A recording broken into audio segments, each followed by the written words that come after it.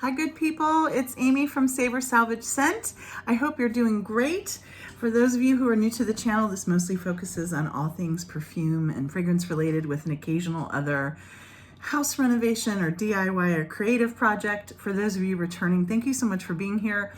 If you haven't yet, I hope that you click the red subscribe button if you're so moved so we can stay in touch, and consider giving this video a thumbs up if you're enjoying the content.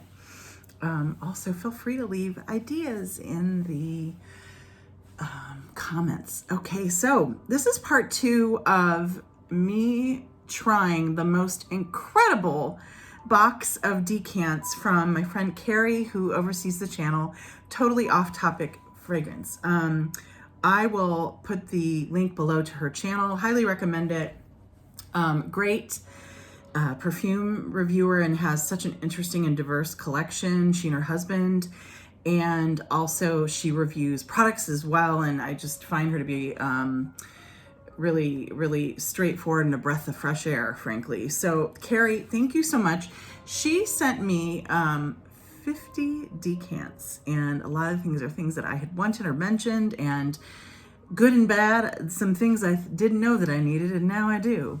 I will link the first video below, the first 20, I think 4. So we're gonna do 25 through 50 today.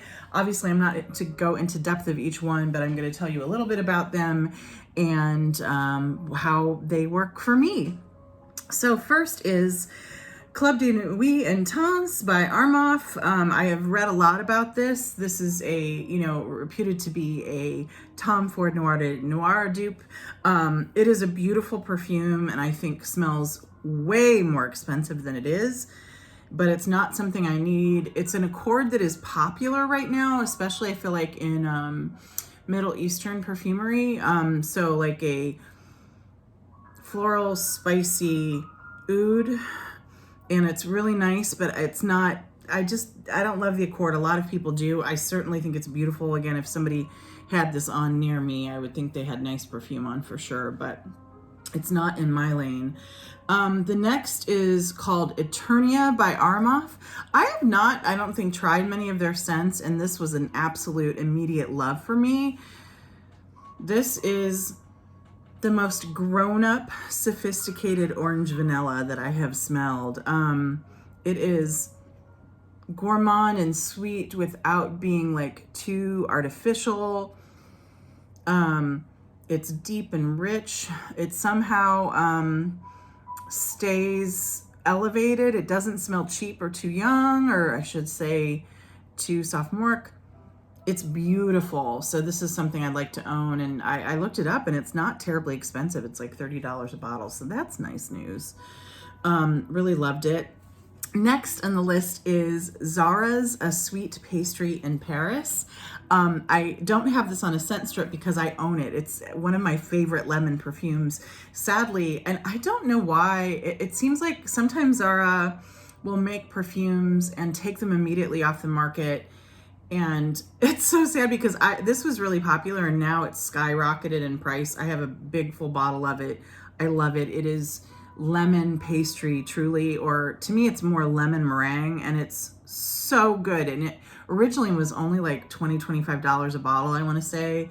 It's incredible, but really hard to get now. So thank you so much, Carrie. I am going to pass this on to one of my best friends who loves lemon everything, and I know she's gonna love it, so thank you so much. Next is Zara's Red Temptation. This is a great Baccarat Rouge 540 dupe. Really nice. Like one of the best I've smelled, actually, and it's, again, very affordable. As you might have heard in the last video, I am over Baccarat Rouge dupes. I loved Baccarat Rouge. I think it is groundbreaking and beautiful. But my goodness, all the dupes. But this is a really good one. So if you love it, great price. Probably about 1/10 of the price of the other. So really nice. Next is, I've been dying to try some scents by Jesus de Pozo. Tell me if I'm not pronouncing the name right. I've read about Halloween and some of the others for years. This is Halloween Man X. This is gorgeous. It is, I think, you know, obviously sold as a masculine scent. It definitely has fougere quality. So it's lavendery for sure. It's definitely got lavender and it's got tonka. The thing in my collection that is closest to this is Rochas for Man. And I love it and I wear it and I always get compliments on it. It is also a lavender fougere with gourmand qualities. And like this, it has this Halloween Man X has not only lavender, but it also has things like tonka and coffee. And so does Rochas for Men. So I really, really love the Rochas and I own it. So I won't need this. But if I didn't, I would buy this. It's so, so nice. It's like, it's got these like unisex or even male leaning qualities that don't quite read as screechy for me, which some male scents really do. They have this like super aquatic or super chemical scent. This is beautiful. It's really a cross between a fougere and a gourmand, and it's just gorgeous. So that's Halloween Man X. Next is one of my greatest loves of the 50 she sent me. This is by the house of, I don't know if it's a house, I think it's a company that makes men's like shower gels and shaving products and things like that called, I think it's Cremo. This is called Spice and Black Vanilla. Man, did I love this the minute I smelled it, and I love it on my skin. I love it on paper. This is so gorgeous. It's I would call this, one of my favorite scents is Ragba by Lattafa, which to me is a scent that is like dark resinous vanilla with some oud, and it almost leans, it has this scent that smells a little like rubber for me, but somehow I like it, and it might be because I grew up in Akron, Ohio, where blimps are made. But this has some of those qualities, and I would say it's a little less oudy, and it's got more nutmeg and cardamom. So it's like this dark resinous vanilla with some nutmeg and cardamom. It's gorgeous. And again, I think this is a product made for men. Who cares? I am absolutely going to buy this and I love it. It's beautiful.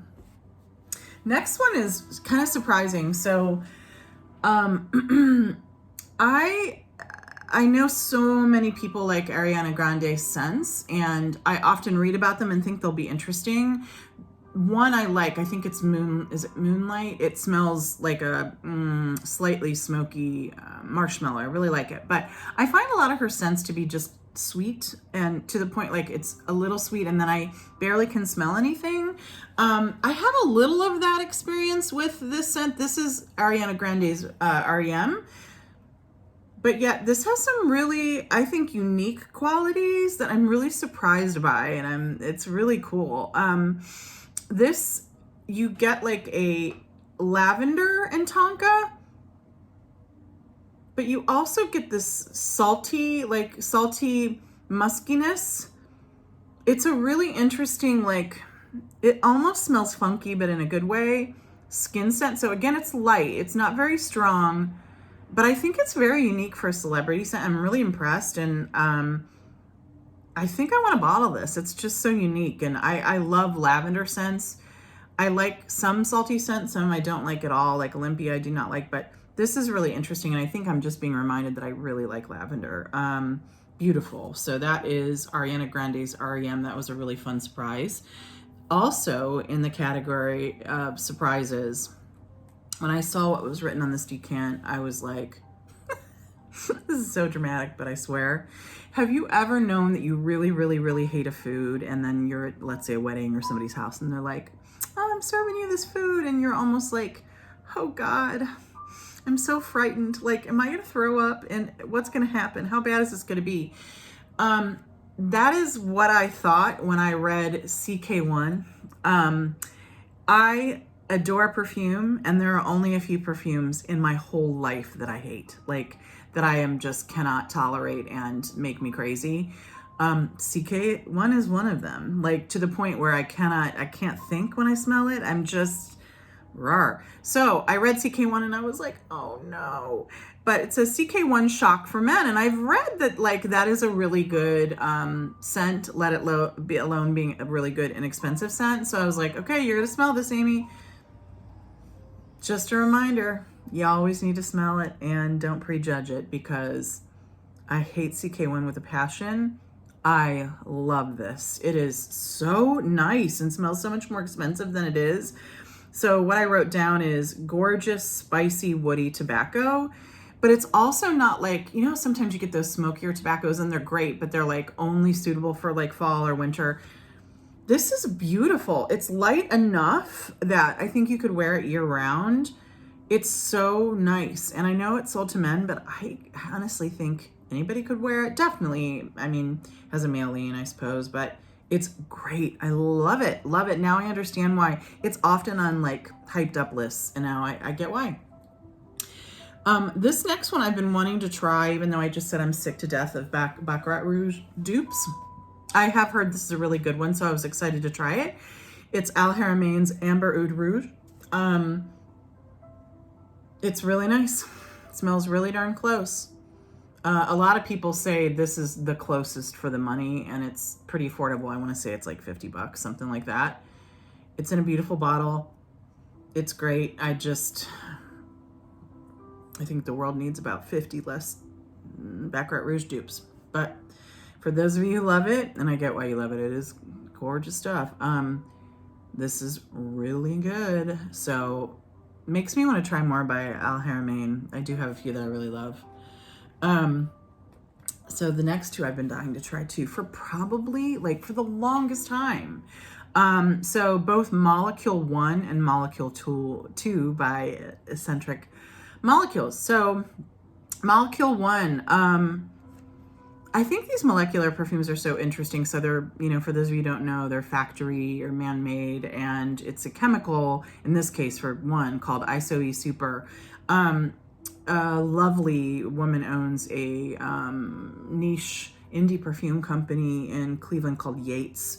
I will link her information below. Great. And if you live in the area, she has perfume workshops where you make your own scents, and I'm telling you what, she's awesome. She also will make haute what's it called when a scent is made for you? She'll make scents for you, and she's just a wealth of knowledge. She's amazing. But I've smelled ISO-E Super in her place, and I really liked it. I really love this now. My understanding is these scents aren't necessarily supposed to like blast out into the world, be high composition. It's one, you know, it's one note, but you're supposed to, you smell it on people. Like my understanding is sometimes you won't even smell it on yourself, but people will smell it on you, and they're supposed to be real compliment getters. This first one, it's so bizarre because like, exactly, I can't pull out like, I mean, I guess it smells a little woody. That's the one thing I was like, yeah, I can pull out some wood. But other than that, that's kind of what all I get. But I get more of a feeling than a smell. Like, and here's what I mean. It makes my head feel clear when I smell this. Is that strange? Is it normal? Like, do other people have that effect? It's really nice, and nice enough that I'm like, I would love to try this and see how people react to it. It's very, very interesting. And I've heard that people love it on, you know, on other people. Now the second one, Molecule 2, I didn't love quite as much. This one, I get more like of a boozy, dank, almost like moldy kind of quality. So this one I didn't like as much, but again, it would be interesting to test on your skin and see if other people like it, because I think that's part of the point. So yeah, Molecule 2, not as much. I didn't like that as much as I really liked Molecule 1. So next, Juliette Has a Gun. I was super excited to try. I've only tried like one, I think, scent, and some of them are just like huge favorites by people. This is Lipstick Fever. It definitely smells waxy. I think lipstick scents are so interesting, and honestly, the best I've smelled are by Frederic Mall's, you know, line. They're crazy good, and I really, really like one. Oh shoot, it is by a company. Let me think. What is it called? I'll think of it. Sold by Anthropology. I'll link it below. But it's one of my favorite lipstick scents, and it's really inexpensive. And then there's, oh gosh, I'm just thinking, I'm forgetting every name. Blue Marine makes one that's really, really beautiful and really inexpensive. This is kind of in between. It's, you know, more than 50, less than 200. I don't love this one. It's just, it comes out more waxy as it does. I feel like some of this cosmetics scents that I love smell like the inside of a handbag and makeup. And they often have like a bit of a floral or a sweet smell. I just kind of get wax from this. It's certainly interesting, but it's not one that I think, you know, stands out enough for me that I would need it. The next is another Zara. It is Rose Gourmand, and I know a lot of people talked about, you know, like Zara, like their clothing, I think makes like fast fashion perfumes, you know, so they're probably inexpensively made, and so that a lot of people can have them, which is great in some ways. I know a lot of people have blown this scent up and it's sold out at times, and I was expecting to really love this. It's really nice. I don't need it, but here's why I don't need it. I wrote if Baccarat Rouge 540 and Tocade. So Baccarat Rouge 540, you all I'm sure know about, but Tocade is a rose vanilla, like a rose vanilla candy. It's like the two of them had a baby, and it's really, really nice. And it has like a marshmallowy quality. It's beautiful, but because I have some other scents that kind of quench that thirst for me, I don't need it, but it's really good, and I see why people like it. Next is unfortunately one that I need. I smelled this in the store with my friend Autumn. It's Libre Intense by Yves Saint Laurent. When Libre first came out, people were crazy about it, and it has this honeyed orange blossom quality that Jean Paul Gaultier's Classique has that I do not like. And so I did not love this scent. Again, you know, like somebody at work was wearing it for a while and I thought they absolutely smelled good. It just wasn't my favorite. But this, unlike the original, leans to me more lavender. And I think I wrote, this is one of the nicest lavender gourmands. And it's interesting because, like, for those of you who don't know, I'm the biggest Guerlain fan, but where people are going bananas over Mon Guerlain, and I definitely like it. I love lavender and I like Mon Guerlain. This to me is Mon Guerlain, but better. I can't believe I'm saying that, but it's like, it's lavender and tonka and like gourmand things. I think it's tonka, I'm guessing. And sweet, but it never reaches that screechy phase. It's got a little bit of a lean like Alien does. And I mean that in the fact that like it's got a strong personality, but I just love it. This is to me like one of the best lavender gourmands. So I've had this on my want list for some time, and this reminds me that I really, really, in fact, do want it. Next, I've been really interested in trying some other Britney Spears scents. To be honest, I didn't think I would like them. When I read about them and the way they were described, I thought that Bath and Body Works would really quench most of that thirst for me at a much, much cheaper price. But I tried Midnight Fantasy and ended up buying it because like I went down this rabbit hole about a year ago, where I was really into, and still am, blueberry scents, like some blueberry things that I really like. And it's a really true blueberry Midnight Fantasy. And so I've been excited to try some of the others, and this is one in particular I really wanted to try. It's called Fantasy Intense. And one of the reasons I wanted to try it is because I had read that it's heavy in lychee. I love lychee.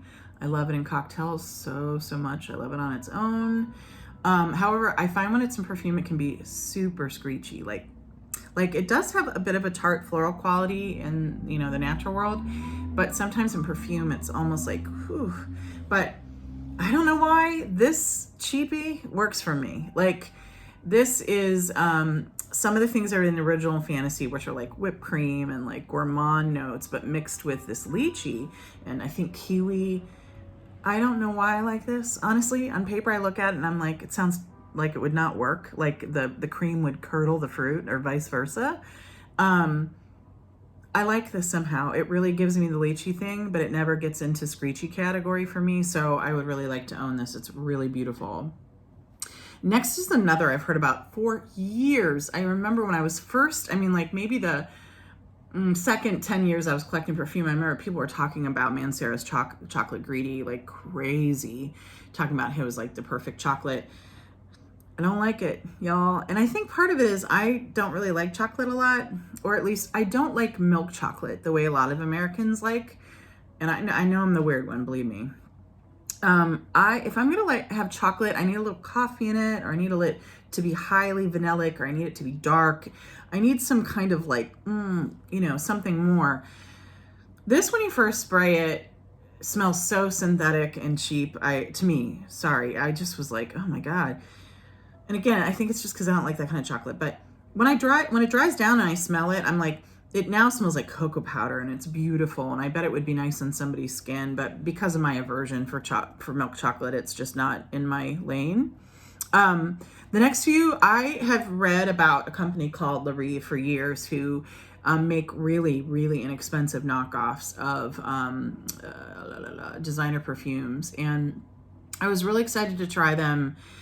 And, it's interesting because sometimes you can find knockoffs that are really, really close or even better. Like I feel that a few Dossier scents that I have are like, honestly, they're of scents that I could never afford. And sometimes they're even better. They're longer lasting. I personally don't really like these two scents. And the first one, it's called Rive Sweet Hope. And I had read about it. It's supposed to be close to Hypnotic Poison. And it just shows you, if you really love a perfume sometimes, and I think this is the way some people feel about Baccarat Rouge.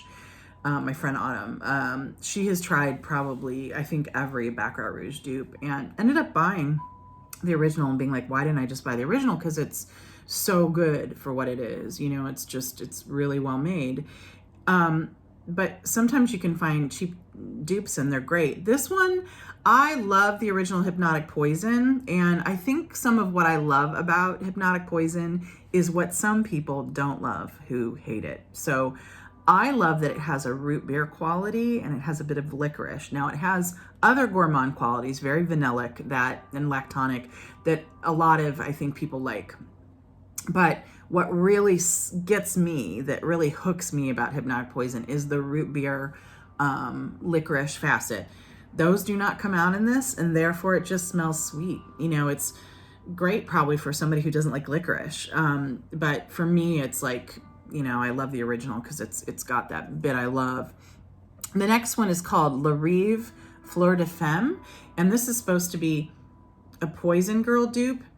And I've heard really good things about Poison Girl, but I think I'm just, we all have our biases, and one of my biases, I love the old Dior style, and this smells really like, I know it's what a lot of people like now. It just smells like sweet honeyed fruit, and it's kind of nondescript. I just like weirder stuff. Hi, look at me, So this one, it's great that they're making dupes, but it doesn't work for me. Next was a surprise. I am obsessed with Cabotine and with Cabochard. So two really popular scents by the House of Gres. They just have a few scents, and I've read for a few years that the Rose one is really interesting, the Cabotine Rose. And this, again, just shows you we're all different, because on paper, I think this sounds really interesting, and I love the original Cabotine, but I get the Rose, but I get absolute nail polish with this one. I cannot get past it. I literally sprayed it like 5 times because I was like, Amy, you love Gray. You're going to love this. And I keep smelling nail polish. So it doesn't work for me, but I know a few people that really, really love it. And I'm sure I would love it on their skin. Something to do with me. The next two are two by Klein. I was so excited to try. I own the black bottle, and so I'm going to pass that on, Carrie, to someone else, and I'm going to talk about it in a minute. But I had never tried the Klein in the red box, and don't you know, I love this thing. Absolutely love it. I shouldn't be surprised. I love a lot of vintage scents, but I wrote, if blonde. So Versace's Blonde is a beautiful, bombastic, tuberose, white floral scent that I love. I have an old bottle of it. It's, to me, one of the best of its kind. If Blonde and Paul Sebastian's Design, which is many, many note concoction that I love, love, love. I think from the 80s. If the two of those had a baby, I feel like that's Anne Klein. I actually thought I smelled carnation at first even. It's not a note, but I just love this vintage floral style, and my bet is that this has a little peach in it too. It's beautiful. Absolutely love it. Can't wait to get a bottle. I hope it's still affordable. So thank you so much for turning me on to this. It's so funny, Carrie, how like, you know, some of these that you'll write and think about for years and you just for some reason have not taken the leap. So anyways, I'm really glad to have this now. And then she sent me Anne Klein too, and I'm going to pass that on to somebody because I own it and I love it.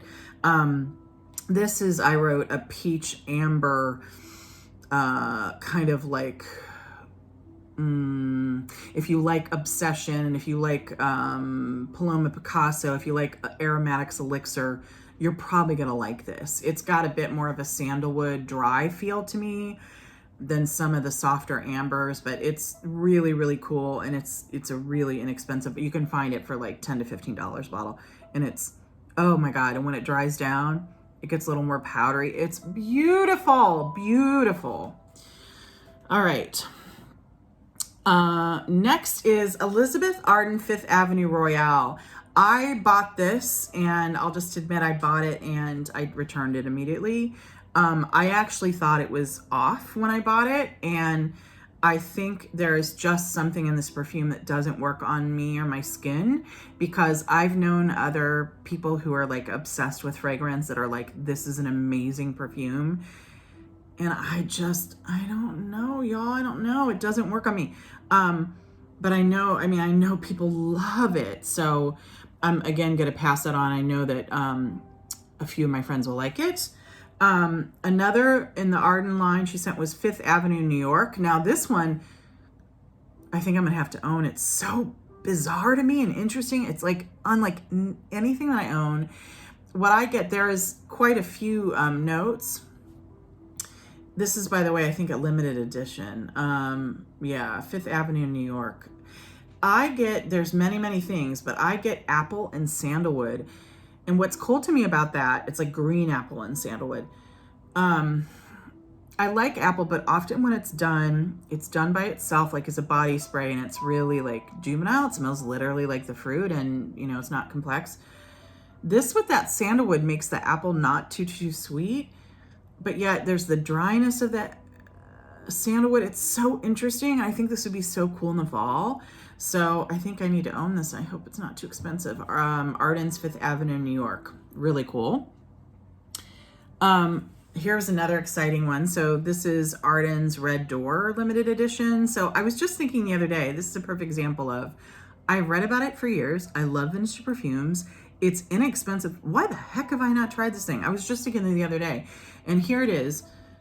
And I love this thing. If you like old school carnation scents, and here's what's crazy, there's no carnation in this. I was sure it had carnation. It's a soapy, I get like soapy carnation floral balm. If you like D&G's Red Cap, I bet you would love this. And I still think this is affordable. I have to look into it. Maybe this limited edition isn't, but I love this thing. If you love a lot of vintage scents, I bet you'll like it too. So this is Elizabeth Arden's Red Door limited edition. I have two more, going from very affordable to wickedly expensive, friend. This is Athalia by Parfums de Marly. I have to be honest, with the exception of, oh shoot, there's one amber scent by them that I am obsessed with. I can't think of the name of it.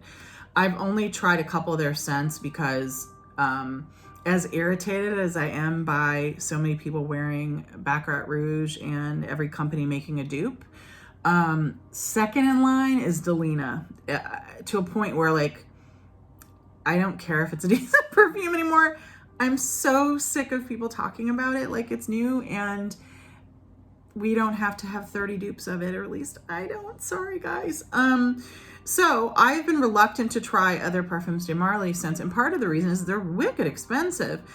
Well, guess what? This one I really like, and so I'm like, maybe I'm gonna eat my words.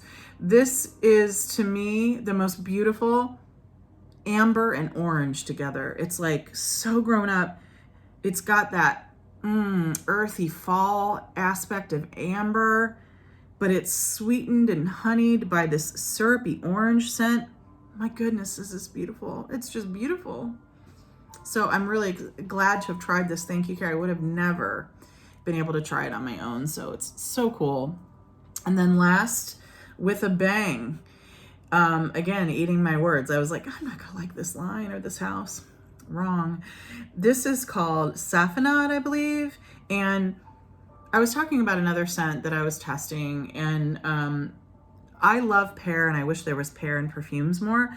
But often when pear is in a perfume, it's honeyed and it's like jammy to a point where it gets almost screechy to me. It smells like fruit cocktail. This is the most beautiful, fresh pear and fresh orange blossom. Not chemically, it's like the orange blossom you smell in the air the minute the bush starts to flower, mixed with a fresh cut pear. And yeah, this is, I guess it's pronounced Safanad. Tell me if I'm incorrect, but oh, I love this. I might have to buy like a, bigger decan. I'm not sure. It is one of the nicest pear scents I've ever smelled. It's so beautiful. So thank you so much, Carrie. Again, for those of you who haven't listened or experienced your channel, I'm linking it below. Thank you so much for this. This has been such a, beyond a treat, just a treasure trove. And I'm grateful to you. And I would love to know from you all, any of these scents that I've tried over these last 2 videos from Carrie, which are the ones that you have worn? What are the ones that you might be interested in? All right, have a great day. Cheers. Bye-bye.